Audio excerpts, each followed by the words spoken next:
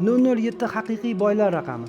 Siz bilarmidingiz? Bu shunchaki sonlar ketma-ketligi emas. Bu xarakter. 007 taqqan odamni ko'rsangiz, u bilan tortishmang, chunki u odam o'z qadrini biladi. U raqamni shunchaki terib yurmaydi. Raqamning o'zi uni ko'rsatadi. 0, 0 dan boshlagan odam. 0, biznesni o'zi qurgan odam. Hech kimdan yordam kutmagan odam. 7, dunyoning eng chiroyli va eng omadli raqami. Va aynan shu 7 ga mos odam 007 egasi. Butun dunyoda 007 nimani anglatadi? Bu status, bu obro', bu hashamat. Bekorga emas. Kino olamida ham 007 agent eng kuchli obrazlardan biri. Bugungi kunda 007 raqami uchun millionlab pul sarf qilishadi. Demak, hamma ahmoqmi? Yo'q, bu raqamni tanlaganlar o'zini kimligini biladigan odamlar. 007 bu shunchaki raqam emas. Bu o'zingni ko'rsatish. Savol: 007 ga teng keladigan raqam bormi? Bo'lsa kommentariyada javobini yozing. Agar sizga ham 007 raqami kuchli bo'lib ko'rinadigan bo'lsa, bitta like sizda. Va bu videoni 007 taqqan tanishingizga yuboring. Ular buni yaxshi tushunishadi.